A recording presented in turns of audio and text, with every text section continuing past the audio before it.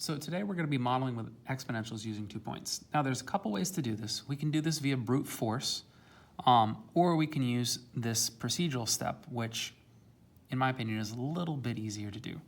Now the only problem is that this method revolves around these being consecutive numbers, meaning we have an x and then the x immediately following it, because that'll allow us to find our growth factor just by comparing these two numbers. The alternative would be to plug it into a system if I had two non-consecutive points, of which we may do in a later video. But let's go ahead and let's jump in. So it consists of following 3 steps. So the first step is we're going to find our growth factor, which is our b, by seeing at what rate did this grow. 750 times what gave us 795. And so we came up with this idea, and that's really because we're saying 750 times the growth factor is 795. And if we solve for b, the way we solve for b is we divide both sides by 750,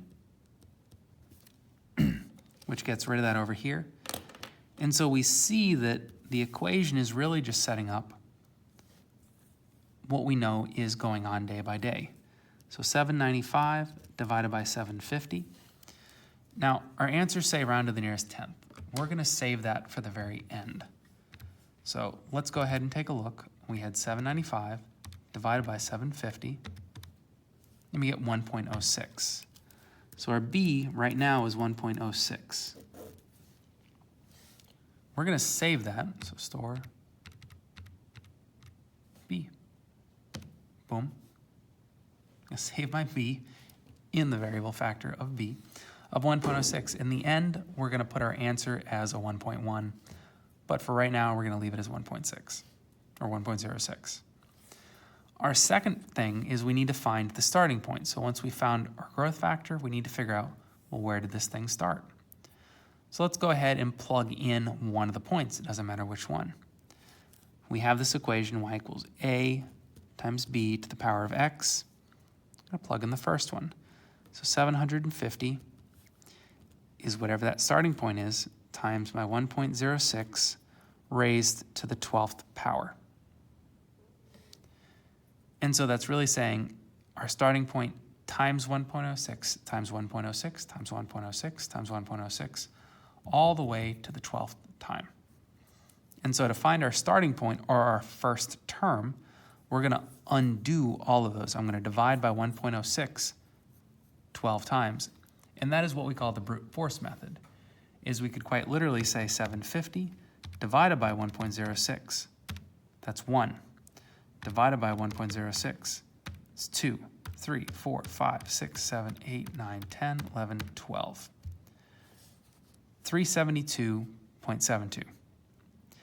Now, you can see that this works well if you can keep the counting going down, but if we have a number like we said earlier, like 12,000 and 12,001, this ain't gonna work. So let's go ahead and let's divide both sides by 1.06 to the 12th power.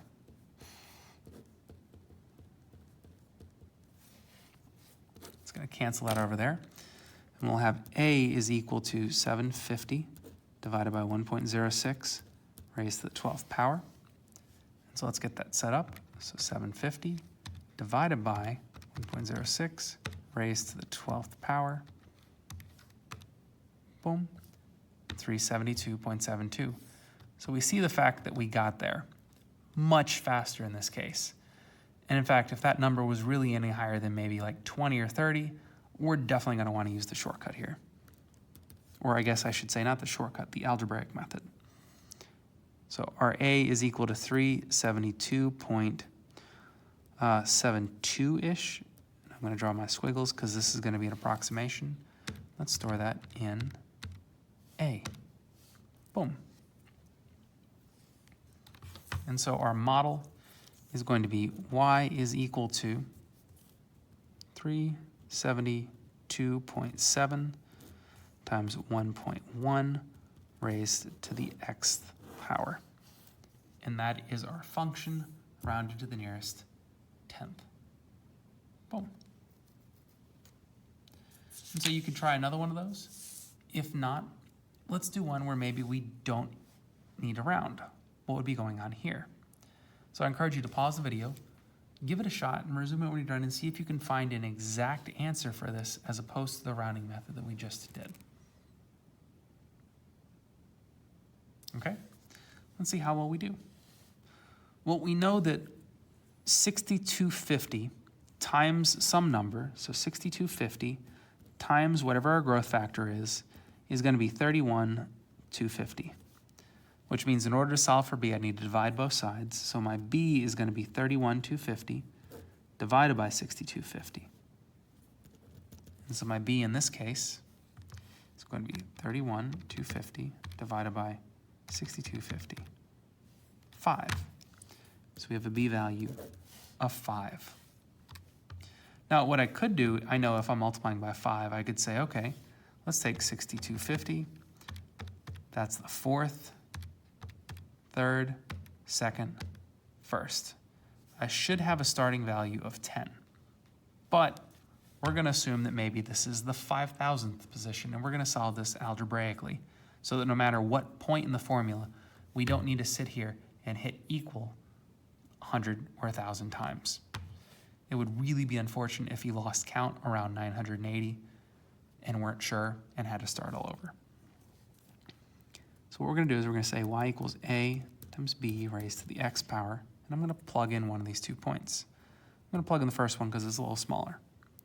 So 6250 is equal to the starting point times 5 times.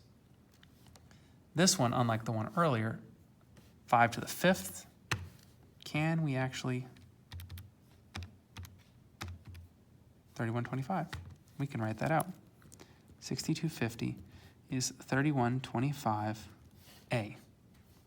And if I divide both sides by 3125, 6250 divided by 3125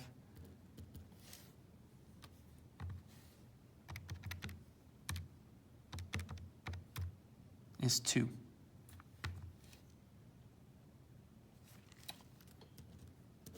Awesome. So if you remember way back when we said the starting value was 10, we actually miscounted. That's a perfect example of what we don't want to do.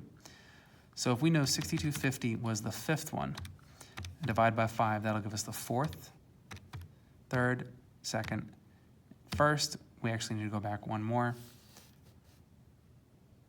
to find our starting value of 2. Let's double check on this one. That would be y is equal to 2 times 5 raised to the x power. So if we want to find the 5th number, so 5 raised to the 5th power times 2 is 6250. So again, the algebraic method saved us from making a very simple mistake as far as counting earlier. There we go. So today we're going to be doing the inverse functions of either equations or functions. Now, an inverse function is a way to change the perspective of an equation. In essence, we're going to be looking at it through the lens of a different variable. If we look at this equation is set up from the lens of the y. You plug in an x and you get something back for the y variable. So we're looking at it through the lens of the y given an x. Let's say we want to swap that. We could look at it through the x given a y. And so now there's 2 ways that traditionally this is taught. Way number 1, we're going to call this method 1, swap x and y and resolve. So method number 1 entails us to swap the 2 variables. We're inverting them. We're looking at them from the approach of the other one, which means that this is x and this is y. And we're going to resolve for y, which means we do a couple things. We subtract 3 and we divide by 2. So if I divide everything by 2, that's going to be half of x, and 3/2 is equal to y. And this would be our answer. That's the first method. Now, that will help us understand a little bit about graphing, on why some graphing things are going on, but I like to keep things, in my opinion, traditional, or in my opinion, I guess, what would be the correct way to say this? I think it's more intuitive to do it through a different way. An inverse is swapping the perspective. So why not just leave the function as it is? So 2, solve for the other.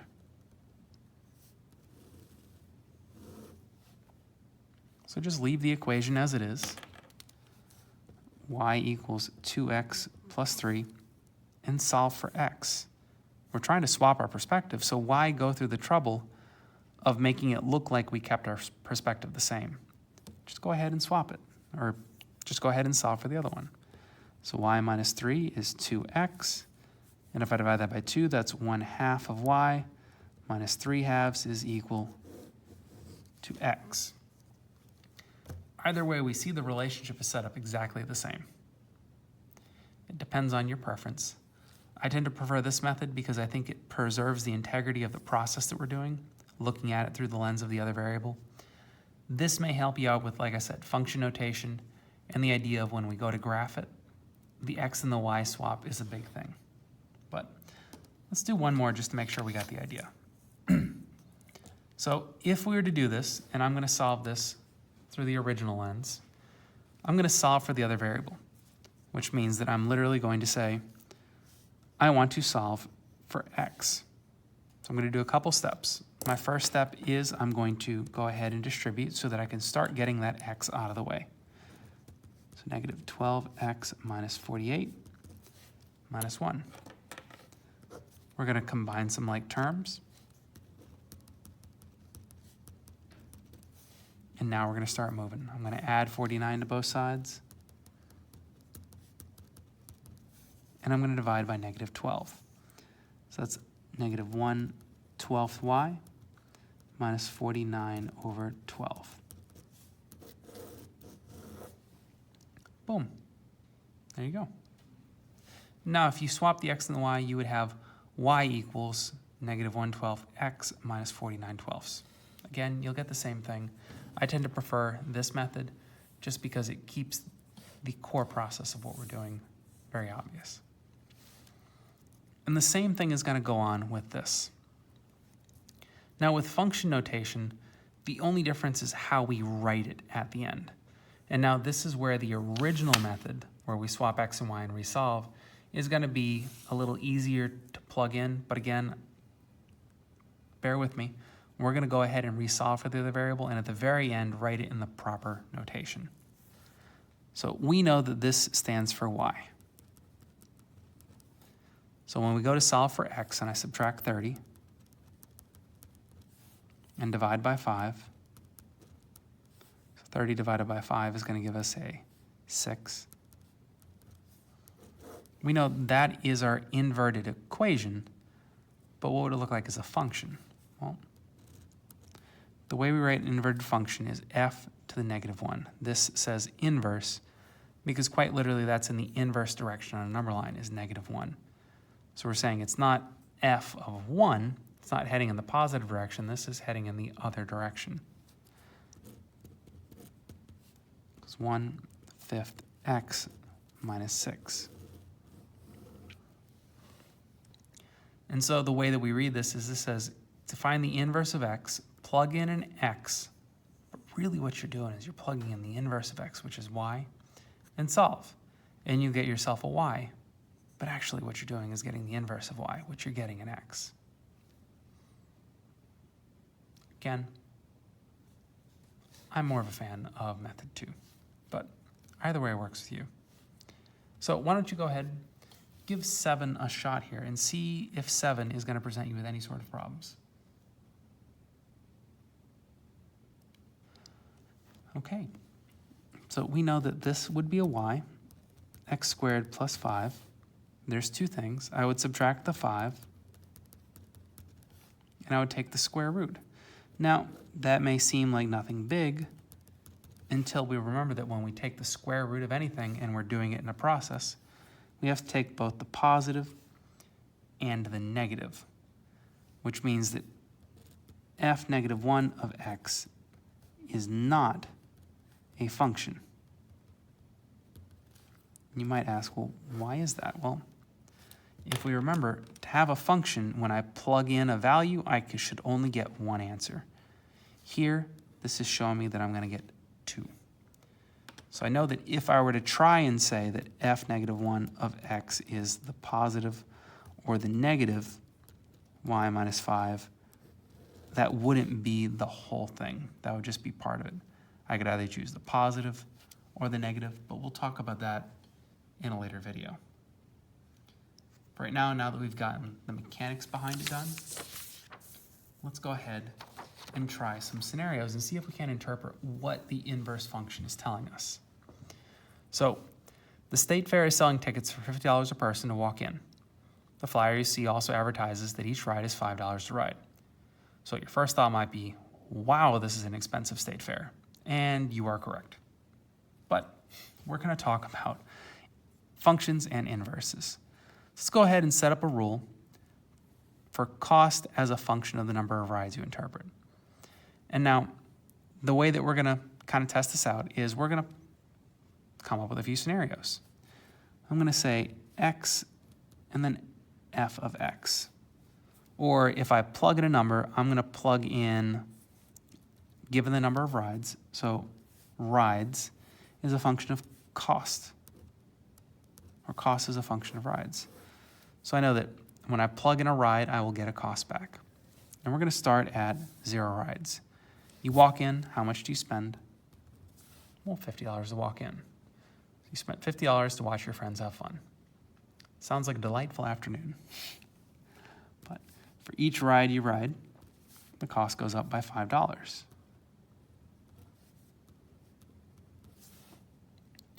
And so what we see here, if we remember our arithmetic sequences, is that we see a number going up by 5 each time. Which means that if we use our arithmetic formula, we know that a sub n is a sub 1 plus the difference times n minus 1. We know in this case the difference, what we're adding each time, is going to be 5. And I know the first number in the sequence, so a sub 1 is going to be 55. And that's all we'll need. So let's check out what we got. So a sub n is n minus 1, given the number of rides. A sub n is 55 plus 5n minus 5. So a sub n is 50 plus 5n. Or if I were to write that in a different way, I know cost as a function of rides is equal to 5 times the number of rides plus $50. How do we interpret this? This says, if you tell me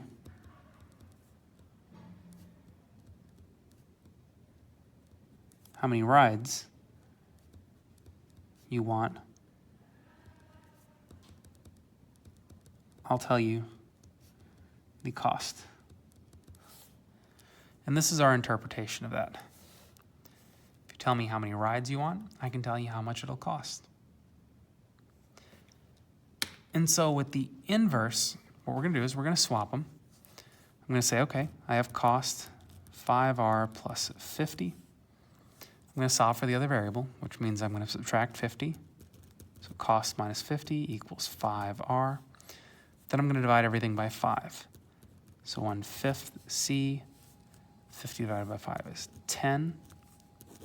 Boom, we have that.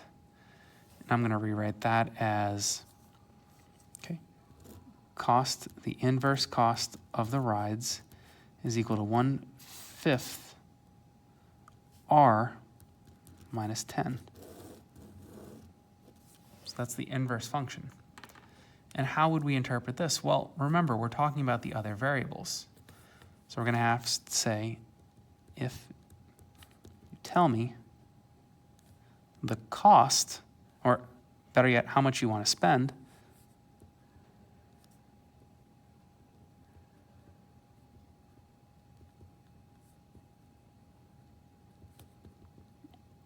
I can tell you how many rides you get. So this tells us literally the exact opposite. We say, hey, I want to spend no more than $75. You're like, okay, cool. I'll tell you how many rides you can get. So I'll plug in my 75. 1/5 of 75 is going to be 15. 15 minus 10 is going to be 5. You can ride 5 rides and stay within your budget. Perfect. So why don't you try number 11? Number 11's a little more enjoyable. Pause the video, give it a shot, and see how well you do.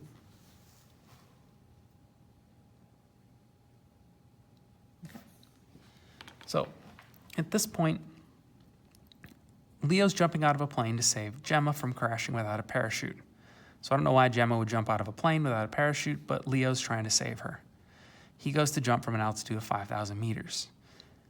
So what we've got is we have an altitude, and we have time that is passing.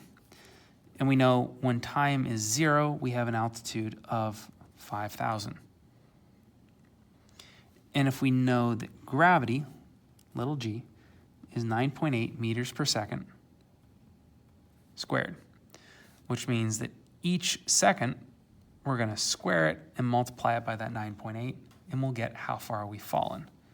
So after 1 second, what we're going to do is we've accelerated. Let's get this set up. So 1 second squared times 9.8 meters. We've fallen 9.8. So we're going to take 5,000 minus 9.8. Boom, we're going to round that to 4,990. I'll leave it in the calculator like that, but we're going to round it to 4,990. We know that at 2 seconds, we're going to take meters per second. So 9.8 times 2 seconds squared. We've fallen, at this point, 39.2 meters. So 5,000 minus the 39.2, and we get a height of 4,961. And we're going to do the same process each time. So seconds squared times 9.8. We've fallen 88.2.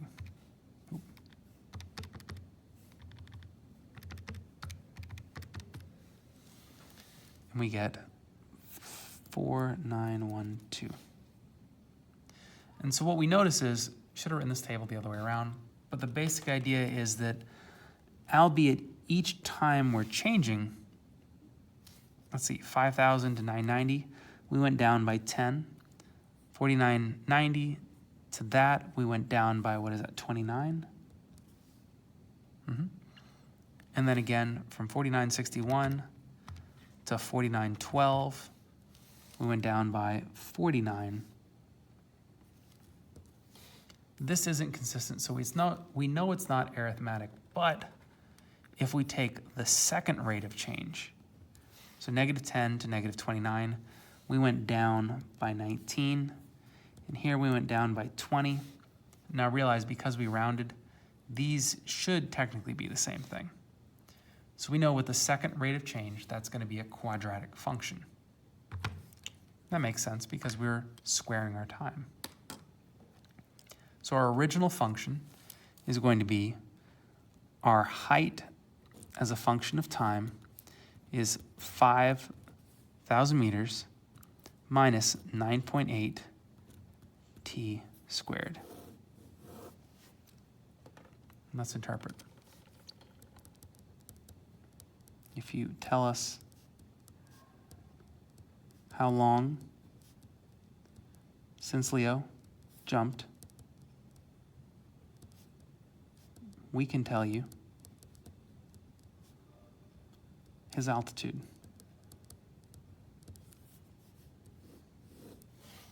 Boom.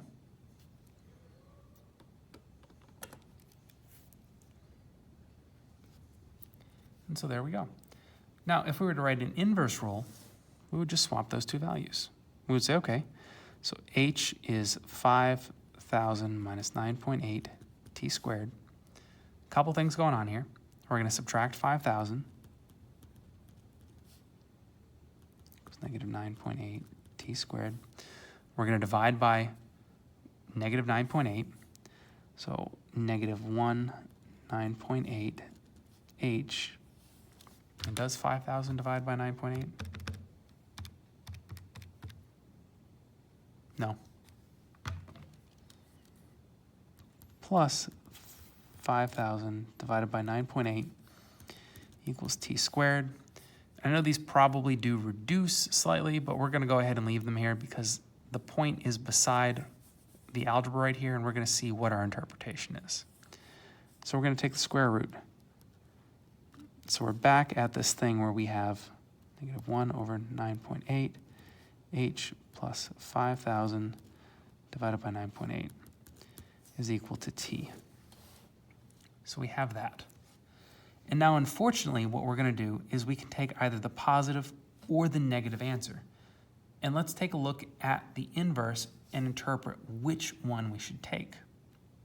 So we know if you tell us how long since Leo jumped, we can tell you his altitude. So we're going to flip that.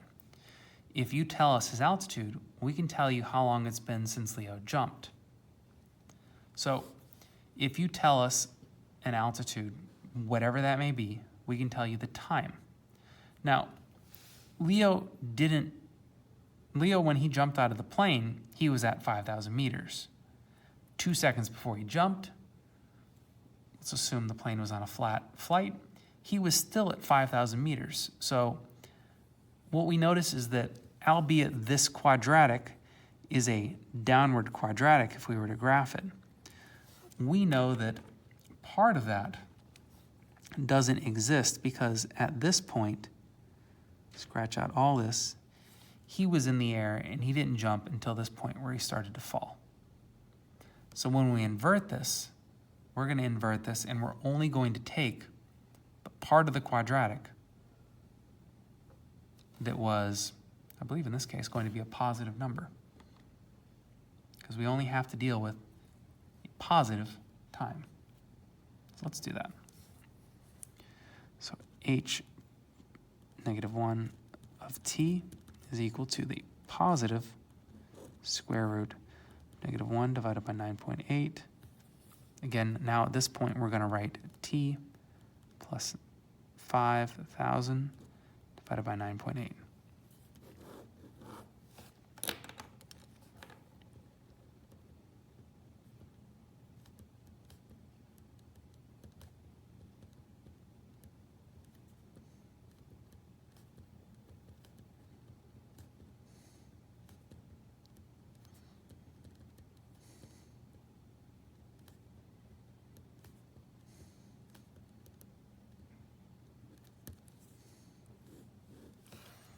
And so that is how we got to our interpretation.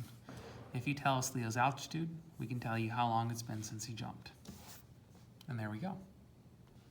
So today we'll be graphing inverse functions. The idea is that we're graphing a reflection over this diagonal line, y equals x, because if we remember in inverse, what we've done is we swapped the y and the x, and this is our key point right here as to what an inverse function is. We said we swapped the x and y variable. That's because it's a reflection across the x equals y axis. This is going to give us a relationship on what we're going to visually see here. Now, there's a couple ways that we can do it. We're going to start out with the algebraic method that we're already familiar with, where I'm going to turn this into a y and say this is 3x minus 2. And we're going to go ahead and we're going to solve for the variable x. Now, we've discussed previously that we could swap the x and the y and resolve for y, but again, I think that kind of undermines the importance of what we're doing here, where we're actually just solving for the x. We're seeing the graph from the other perspective. So we're going to go through, and I think we've got this. So we're going to add a 2 to both sides. So we're going to say that is going to be a y plus 2 is equal to 3x. Then we're going to divide both sides by 3. Now when I divide both this by 3, I'll get a 1/3 y, because that's whole y divided by 3, and a 2/3. And that's going to be equal to my x. Now this right here is my inverse function. If I wanted to write it in function notation, what I'm going to do is I'm going to say this is f prime of x, my inverse function, is equal to 1/3 x plus 2/3. And now this is where we actually rewrite this with the swapped x and y values. Our original function up here, we see the fact that the only difference is the f and the f prime. This says, hey, we have our original function. This is, hey, this is our inverse function. Actually, it's not f prime, it's f negative 1. So strike that. F negative 1 of x. That's going to show that's our inverse. F prime is actually the derivative, of which we haven't learned that just yet. And so our end goal today is going to be to graph this thing. So let's go ahead, and before we deal with this right here, let's see what our table of values would look like if I gave ourselves an f and f of x in this. Let's plug in some values. Let's say -3 to 3. It's a nice good variety of different values there. So if I plug these in, I'm going to multiply it by 3 and then take away 2. So -3 times 3 becomes -9. Take away 2 is -11. Triple -2 becomes -6. Take away 2 is -8. -3 minus 2 is -5. 0 minus 2 is -2. 1, 2 minus 2, or 2 times 3 is 6, minus 2 is 4. 9 minus 2 is 7. So we have a nice little variety of values. Now, if we were to do the inverse of x, this f negative 1 of x, we would need to create an entire new table. So f negative 1 of x. Boom. So we got that. Now, what I could do is I could pick a series of arbitrary points, but bear with me here for just a moment. I'm going to pick 2 completely arbitrary numbers, and I'm going to plug them in, and let's see if we can't spot something that's going on. I'm going to plug in the value of -2 and 1. They're within our range of -3 to 3, but I'm just going to plug in the -2 and a +1. I'm not going to plug in all of these different points. I just want to plug in those particular 2. Now, let's see if we can't figure out what happens. Now, if I plug in a -2, -2 times a third is -2/3, plus 2/3, I get 0. And if I plug in a 1, 1 times a third is 1/3, plus 2/3 is 3/3, and 3/3 is going to be equivalent to 1. Don't know if we spotted it just yet, but let's go ahead and see if we can't figure out a little more. So if we notice we go up by 1, this is a line. So for every up in 1, I have to go up in 3. So if I wanted my next point to be at a 2, I'd have to go up by 3 to 4. Let's double check to make sure that logic holds true. If I plugged in 4, that becomes 4/3 plus 2/3 is 6/3, which is 2. Perfect. And so again, if I wanted to go up by 1, I'd have to go up by 3. Let's plug in that 7. So 7/3 plus 2 is 9/3. 9/3 is 3. Have you spotted it yet? So what we notice goes back to this relationship. X and Y. What do we do in the original equation? We solve for the other one. What was one of the ways that you can solve for an inverse? By swapping the X and the Y. Let's take a look at these values. I have an X of 0 and a Y of -2. Right here I have an X of -2 and a Y of 0. It looks like they've swapped. And in fact, each point as we go down our table, it looks like we've just swapped the X and the Y. So swap X and Y. So if I want to create a table for my inverse function, I don't actually need to plug in a single thing. I can just look at my Y and plug that in as my X, look at my X and plug that in as my Y. And I know that any point on here, if I plug in a -11, it's a -11/3, plus 2/3 is -9/3, which is -3. I know that every single one of these points will hold true to that pattern. So we literally just swap our X and our Y. And so graphing it, let's see what this visually looks like. We understand that the process mathematically is familiar. We now see that the table is going to have a very distinctive and very easy method to solve. Now let's see if we can't see what's going on with the graph. So I need to go from -3 to 3, or from -11 to 7. So this is pretty balanced. We're going to go ahead and we're going to put the axis right here in the center.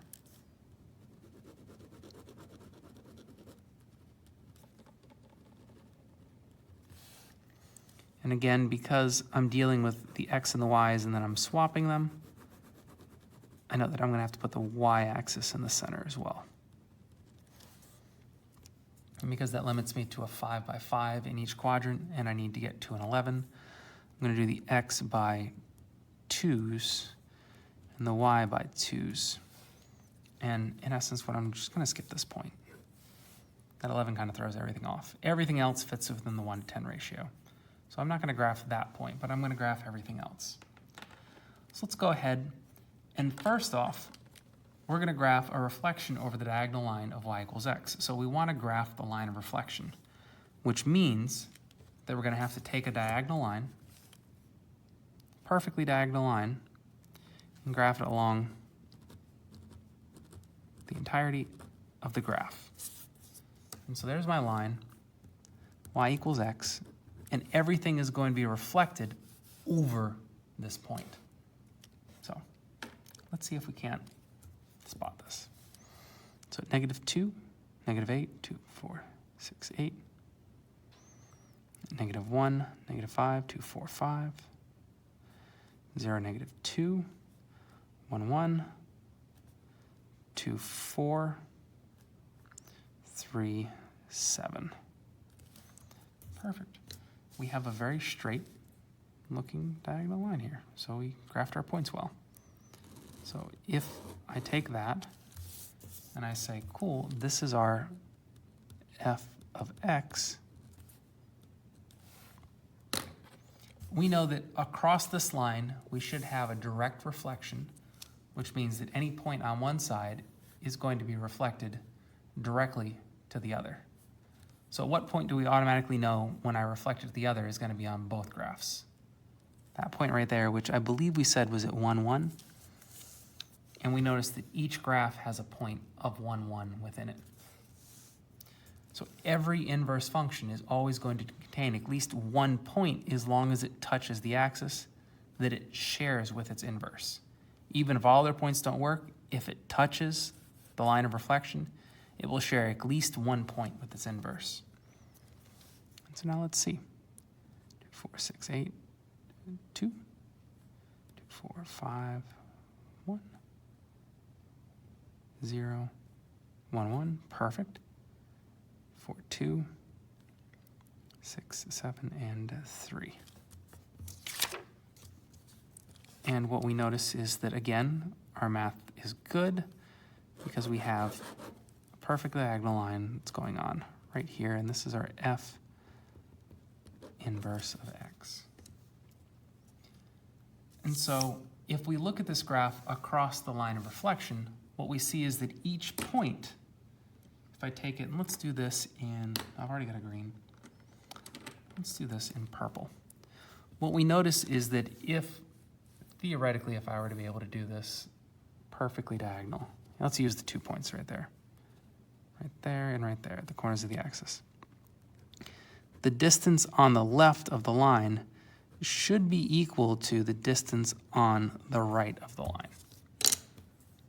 And so, boom, we notice that both sides, if I do to the left, is that a diagonal? Yeah, that's a diagonal. On the left and on the right, they're perfectly symmetrical.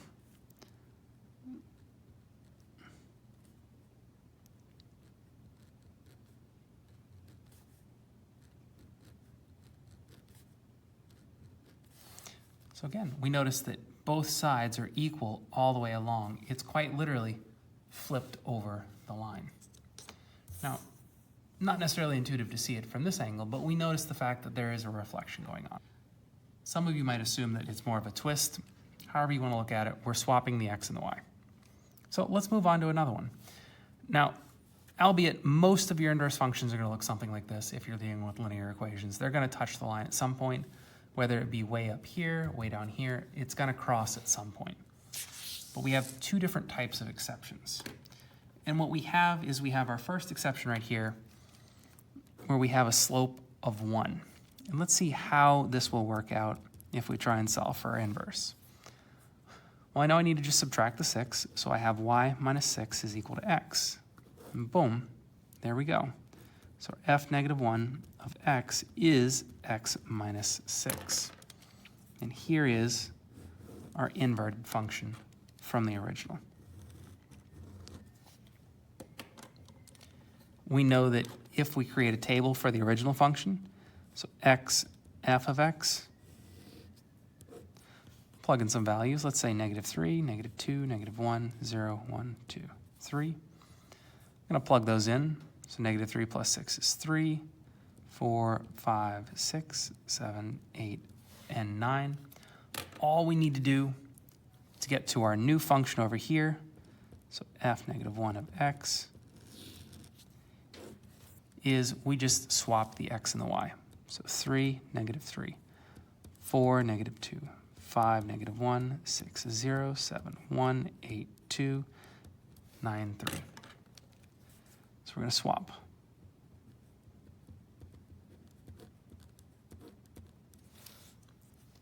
That's all we do. And so graphing it, let's take a look. This time, we're dealing with all positives and then -3 to 9. So I'm going to draw my axis right here, and I'm going to do it by 2's. Should be enough.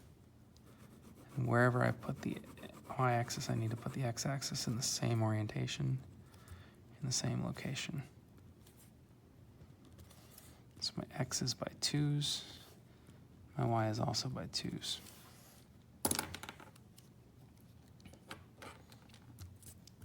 Let's graph our diagonal line.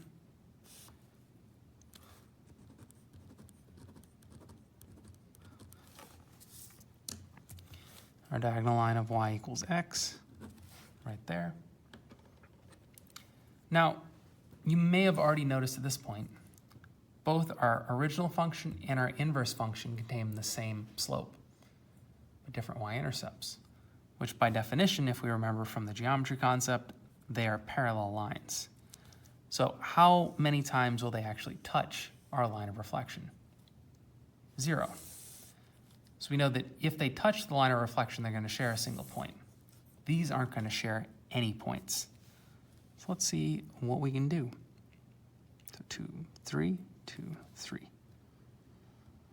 We know that every one of these points is along this diagonal.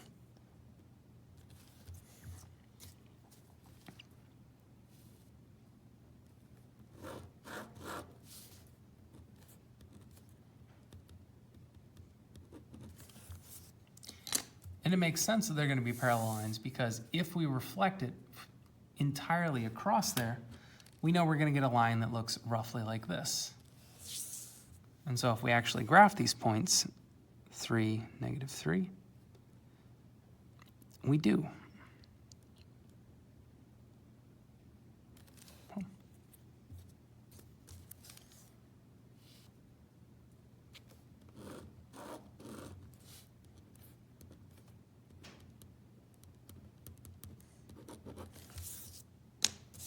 And that's exactly what we expected. We expected to see every point on here completely reflected onto the other side.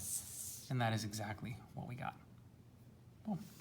So that was the first exception that you might get. Another exception that you might get would be something like this. Now with this, I have a slope of -1. So it's a different slope. What's the big deal about it? Well, let's try it out. So our first idea is to subtract the 5. So y minus 5 is -x. And then we'll divide everything by -1, and that will change the sign on our x. So we'll have a -y plus 5 is a positive x. And we're going to take that and we're going to write our inverse function of -x plus 5. And if we paid attention to the last one, we noticed that they had the same slope, but they had different y-intercepts, which meant they're parallel lines. These have the same slope, and the same y-intercept, which means these are going to end up being the same line. And, well, why is that the case? Well, let's build a couple values just to make sure that that's going to be the case. So x, f of x, -3, -2, -1, 0, 1, 2, 3. Change the sign and add 5. So 8, 7, 6, 5, 4, 3, 2. And if I swap the x and y going over, we're going to get a new function, f, or x. F inverse of x is going to give us 8, 7, 6, 5, 4, 3, 2, -3, -2, -1, 0, 1, 2, 3. We notice 3, 2, 3 2's on there, 2, 3, and 2, 3. So I've got at least 2 points, and if it's a straight line, I know the rest of these points would be on there as well. In fact, if I went down to 1, that would be going up to 4. If I went down to 0, that'd be going up to 5. In fact, we can work our way all the way up the table. But let's take a look at this. So I have -3 to 3, and I've got all the way up to 8. So we're going to stick with our same location as our last one. We're going to plug our y-axis here and our x-axis in the same spot. It's by 2's, and our y is by 2's as well. Perfect. So -3, 2, 4, 6, 8, 7, 6, 5, 4, 3, 2. Let me stop there. Oh, we forgot to draw our line of reflection.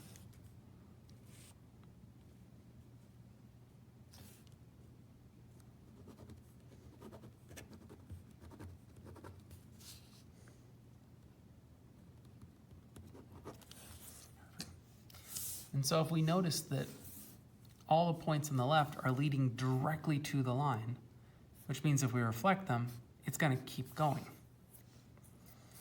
And that makes sense because if we remember, these both have the same slope.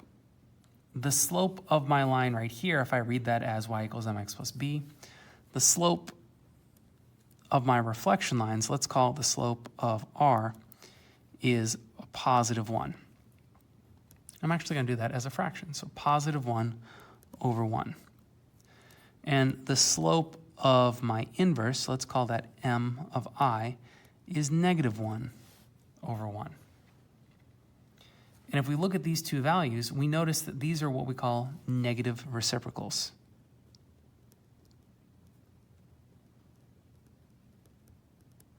Which should ring a bell in your head. Whenever we have a negative reciprocal slope, the lines are perpendicular, which means that they're going to cross at exactly 90 degrees.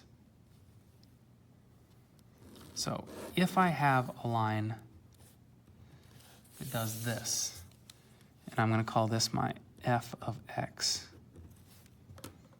then this line also is going to intersect at the same angle. In fact, we could check with our previous example. We could measure the angle from the line. A different way to measure it is the angle between the line of reflection and our angle is equal to the angle of the line of reflection and the new line. So we have two congruent angles right there. So we would also have two congruent angles on our new graph. 2, 4, 6, 8, 2, 2, 2, right there. And so all the points are right along here. 2, 3. And so our new line is right on top of the old line.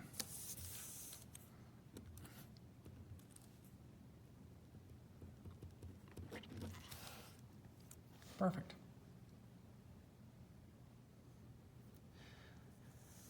And so the last one that we want to do is what happens, and we're going to be exploring this a little further when we cover radicals, but what happens with an inverse of a quadratic? So I want you to pause the video, give it a shot, and see if you can come up with what the inverse function of a quadratic is. And I'm going to leave you with a little hint. Make sure that your inverse is, in fact, a function, which means that for every x you plug in, you should get one answer. Pause it, give it a shot, resume it when you're done, and see how you did.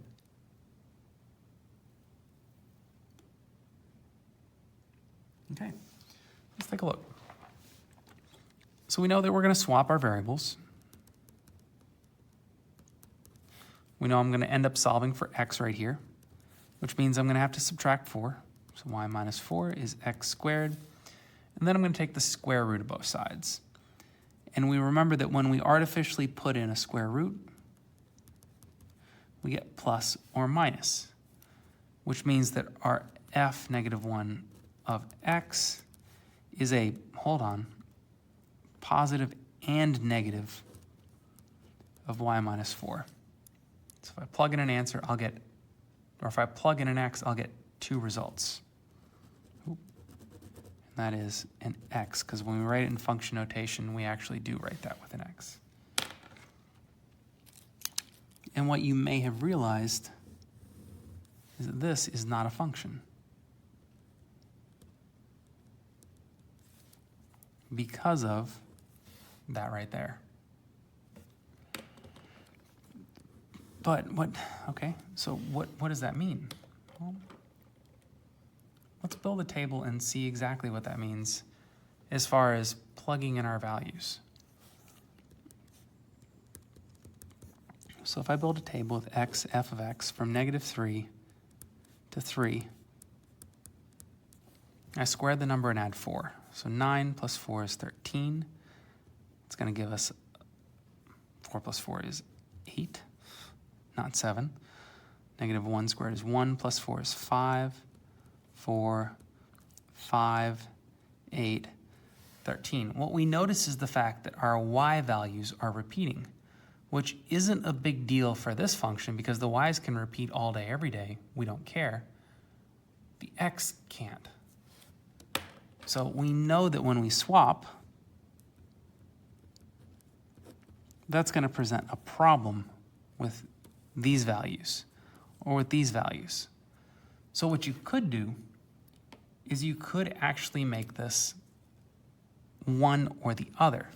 You could say, hey, I can make this into a function if I only use part of the graph. So how about I only use the positive, or I only use the negative? So I have one option where I say, okay, so 13, 8, 5, 4, 5, 8, 13, negative 3, negative 2, negative 1, 0, 1, 2, 3. So we have option 1, where I plug in all the numbers and I only take the positive result. So function, if I only take the positive, or I could only take the negative result, which leaves me with this. This is also a function. I can't do both of them. What does that look like? Well, looks like we're dealing with negative 3 to 3 and a bunch of positive numbers, so let's put the graph right where we've had it.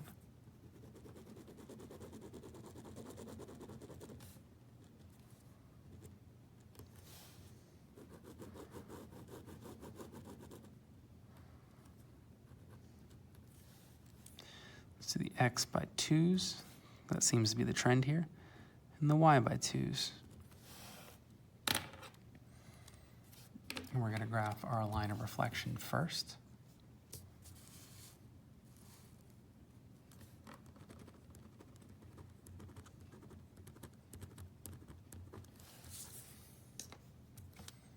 And our original function.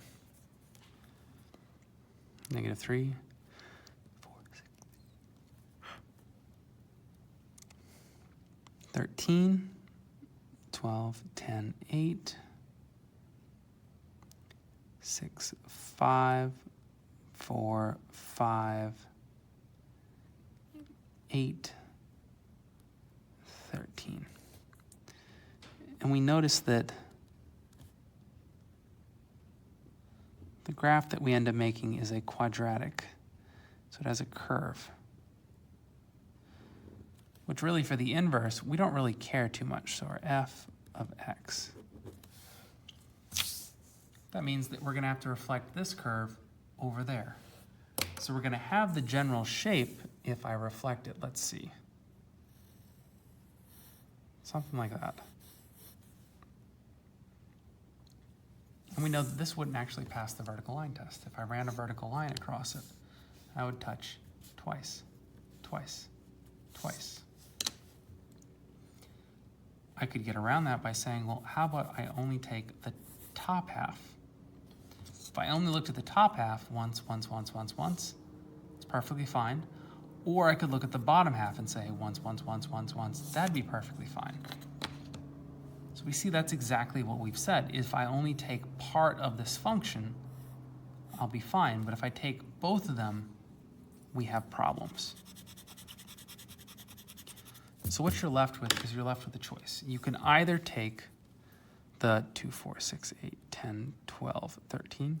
You can either take the positive values, so 3, 12, 10, 8, 2, 6, 5, 1. You can either take the positive values right here, which would only be that part of the function inverted, or what you could do is you could take the other part. You could take this right here.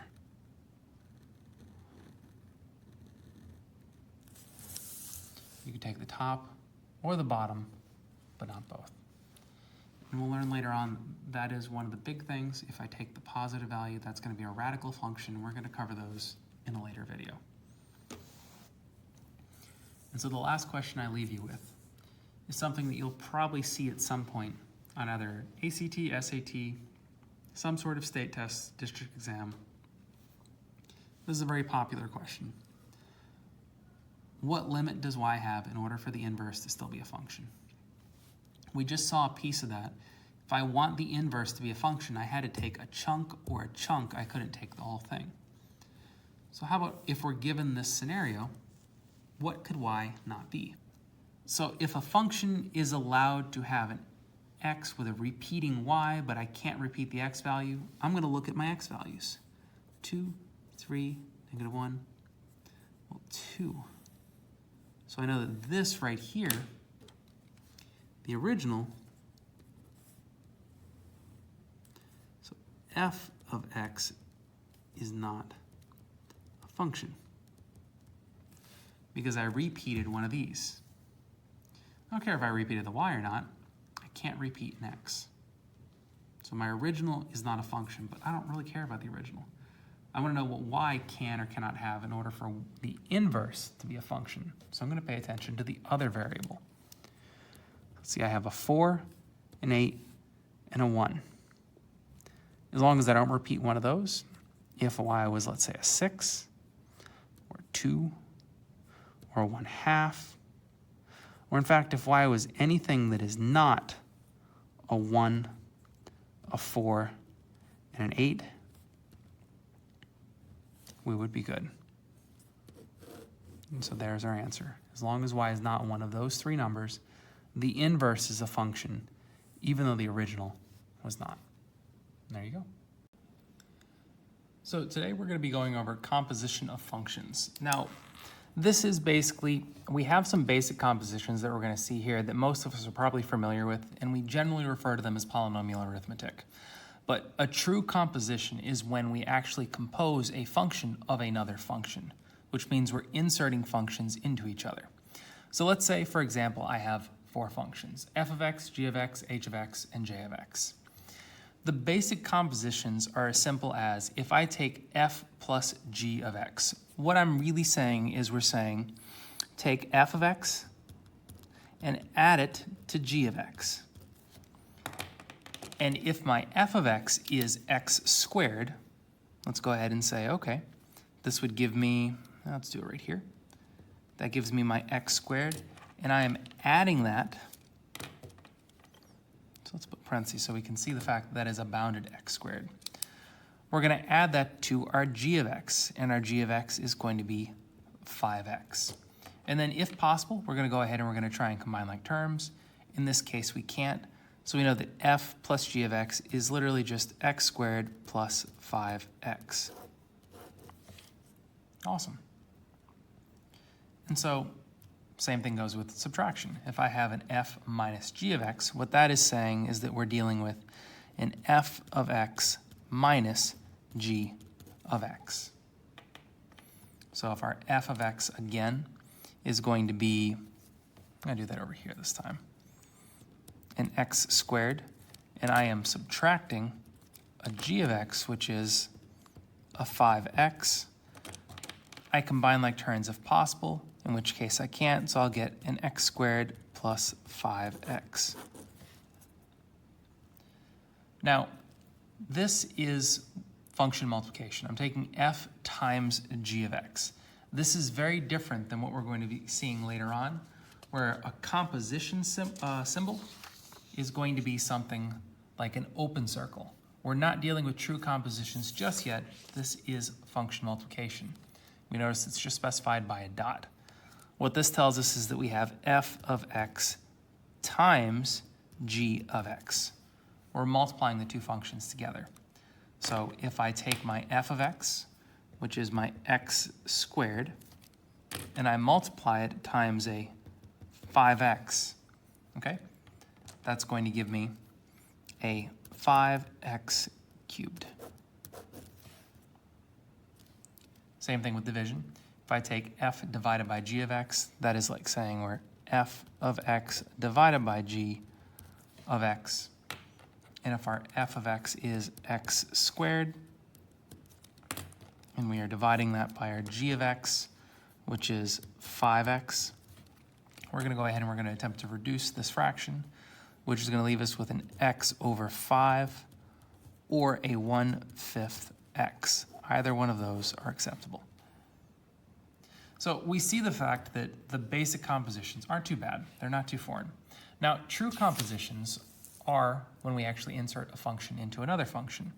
This f of g of x, what we're doing here is we're going to take f of x, and let me rewrite this in color so it might make a little more intuitive sense.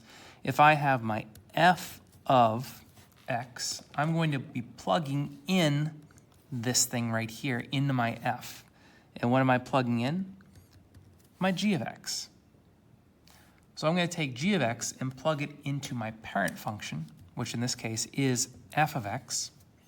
So if my f of x is x squared, let's go ahead and set this up and say, okay, I'm dealing with whatever I want to plug in squared. So I'm plugging in g of x squared. Well, what is actually g of x? Let's go ahead and set that up. Well, g of x we know to be equal to 5x. So we're actually squaring 5x.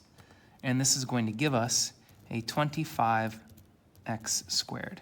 So our f of g of x is equal to 25x squared. And this is a true composition. We plugged one function into another. Let's do one more. We have h of j of x. So let's use color we haven't used yet. Let's use h of x as being purple. So I'm taking h of x and I'm plugging whatever I see in there. In this case, it's going to be j of x. So j of x into the function of h. Well, let's go find what h of x is. H of x is x plus 10. So we're going to go ahead and get that set up for our j of x, and I'm going to insert j of x. But we know j of x to be equivalent to 1/5 x. So I'm going to replace that with a 1/5 x, and then I'm going to reduce where possible. In this case, I can't really reduce anything. We just have a 1/5 x plus 10. Ooh, falling off the screen there. So I have a 1/5 x plus 10. And that's going to be equivalent to our h of j of x we plug one function into another function. What we see here is we see a true notation of a composition of functions. And so what we're going to be doing with this one is we're going to be saying f little circle g of x. Now this is going to be read in the same way that we did one earlier. If we had our f of g of x, this is saying the exact same thing. We're going to take g and we're going to plug it into f, and we're going to evaluate it. And that's how composition notation is read. So let's add a little bit of color. We're going to do our f of x in red. We're going to do our g of x in blue. And we have purple and green. So that way we know kind of what's going on here. So when we have our f of g of x, we're going to go ahead and say that is f of, and what we plug in. And we just said that f is going to be red, so ignore me. So if our f is red, we're going to be plugging in the blue g of x.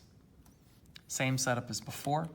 We're going to set up our f of x equation, which is an x squared minus 5. I'm going to give it a little bit of room to plug in our g of x. And then we're going to go ahead and we're going to replace g of x with its equivalent value, which is a 2x plus 4. And we're going to evaluate that out. So these, like the ones earlier, are a little more complicated, but it's the same process. We're going to go ahead and we're going to square this. So at this point, we're going to start evaluating. So I'm going to change over to black. When I square this function, sorry, we've had like 6 pen changes here. I'm going to square this binomial, which means I'm going to square the first term. So that becomes 4x squared. I'm going to double the product, so 2x plus 4, 2x plus 4. So that's going to be 8x plus 8x is 16x. And I'm going to square the last, which is 16. Minus 5. I'm going to combine like terms where possible. So this is going to be a 4x squared plus 16x plus 11. And that's going to be equivalent to our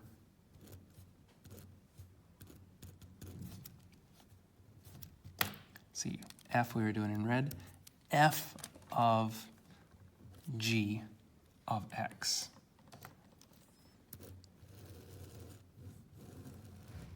So the mechanic is the same, evaluating any function. The only difference is instead of plugging in a number, we're plugging in another function. Perfect. So let's do one more to make sure we got the concept down. Let's do h of j of x. Now h means we're going to be plugging in our j of x into the h of x function. And so let's go ahead and get h of x set up. So h of x is 4x, which means 4 times whatever we want to plug in. In this case, we're plugging in a j of x. And so we're going to get that set up. So 4 times, and our j of x is equal to 1/2 x minus 1. So we're going to go ahead and we're going to evaluate that out by distributing this 4. So 4 times half is going to be 2x minus 4 is equivalent to our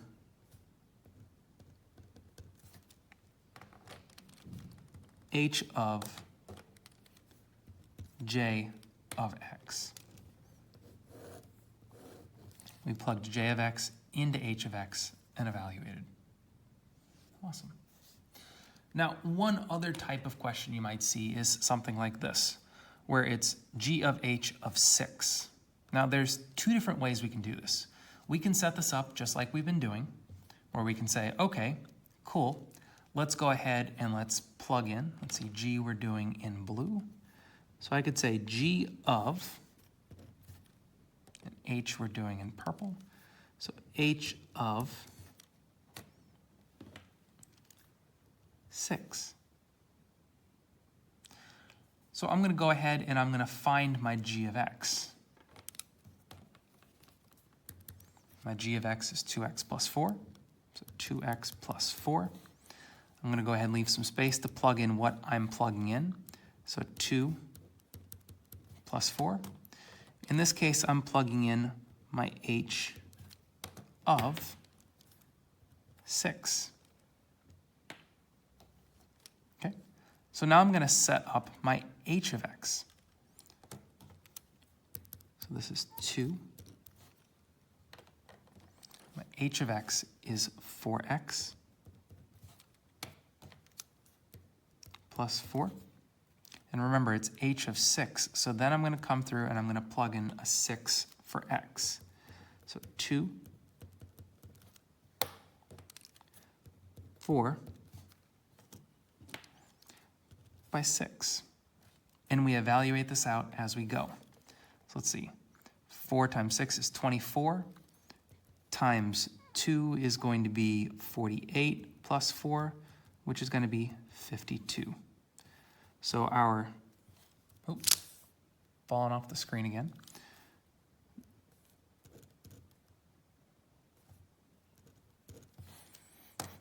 So our g of h of 6 is evaluated out to be 52.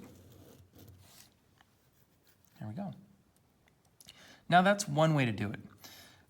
The only problem that you may see what is going to happen with this is this works nice and well if I'm only having the variable show up in one spot. But if I have the variable show up in, let's say, a quadratic where I have two different pieces, an alternative way to solve this one right here would be, instead of setting up the equation from the outermost perspective, we could set it up from the innermost perspective first. We know the fact that our h is of 6. So I'm going to go find my h of x, which in this case is a 4x. We're not doing number 14, I'm doing an extension of 13. So I'm going to say, okay, I'm plugging in a 6. And I'm going to set up my h of x around it. My h of x is 4x, so I'm saying 4 times that. And then I'm going to set up my g of x around that, which says, hey, I'm going to take this, I'm going to multiply it by 2 and add 4. And what we see is, without having to write out each one of these, we kind of jump to the end right here, and we set it up from the inside, our 6 of h g. So we work our way out. This allows us to get to the same answer of 48 plus 4, which equals 52. So we get the same answer as we did. So the third way to solve this is to take each piece and evaluate it out. The first alternative, or the first solution, would be to figure out what h of 6 is, to figure out what this thing is. So we could say our first step is h of 6 is going to be 4x. So this is going to be 4 times our 6, which is 24. So h of 6 is 24. And we'll take that and insert that into our parent function.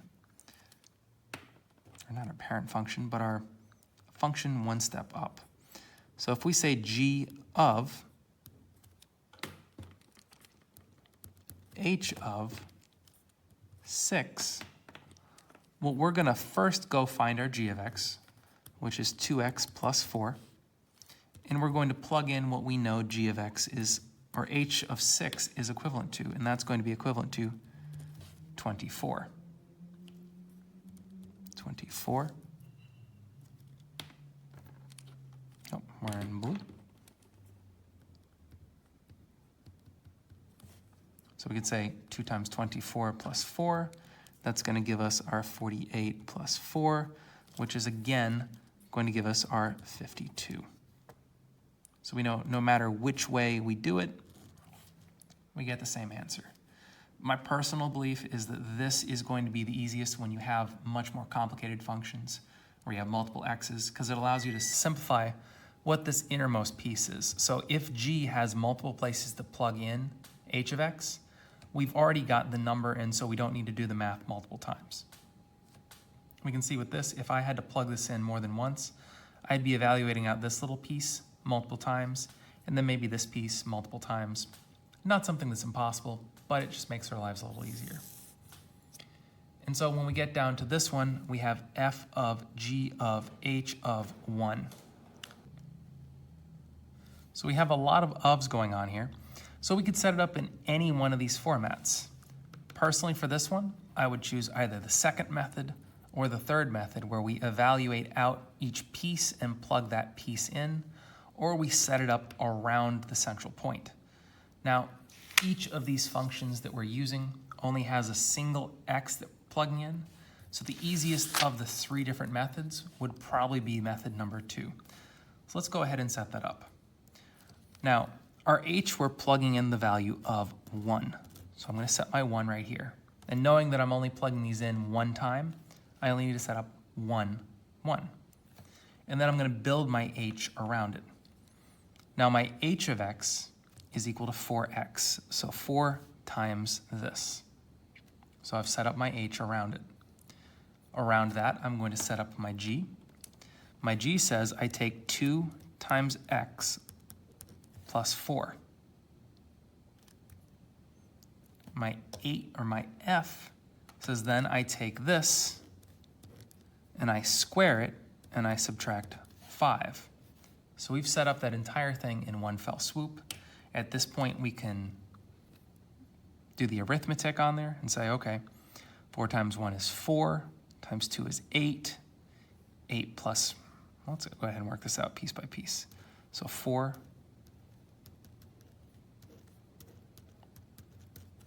times 2 is 8, plus 4, squared minus 5. This is going to give us a 12, squared minus 5, or 144, minus 5, or 139. So we can just simplify it as we go. If we set up the other method, see, this isn't work for 16, this is a different version of number 15, we could set up each piece and figure out what is h of 1. So we would take our h of 1 and plug that in. Our h of x is 4x, so 4 times 1 is 4. Yeah, sorry, h of 1 is 4. I'm going to take that and plug that into g of x. So our g of x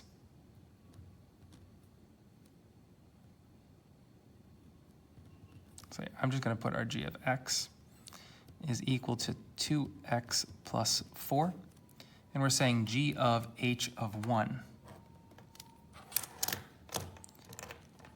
And so if our h of 1 is 4, this is really saying g of 4.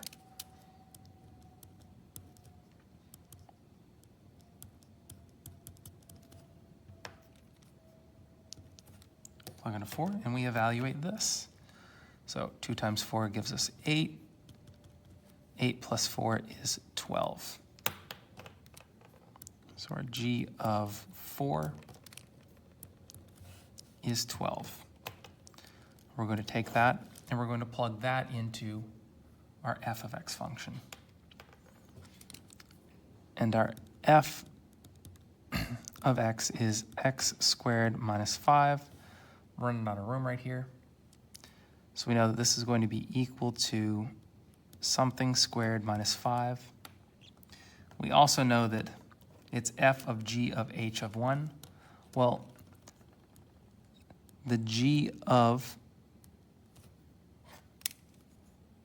h of 1 is equivalent to 12. So this is really saying f of 12. So we just plug a 12 into this function. This evaluates out to 144 minus 5, or 139. So our f of 12 is 139.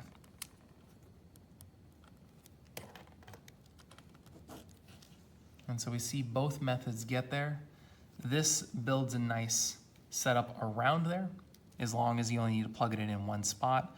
This evaluates out each piece. So if I have to plug in the h of 1 into multiple spots, I just plug in a 4 everywhere it is. I don't need to work out the math again and again and again. But that's compositions.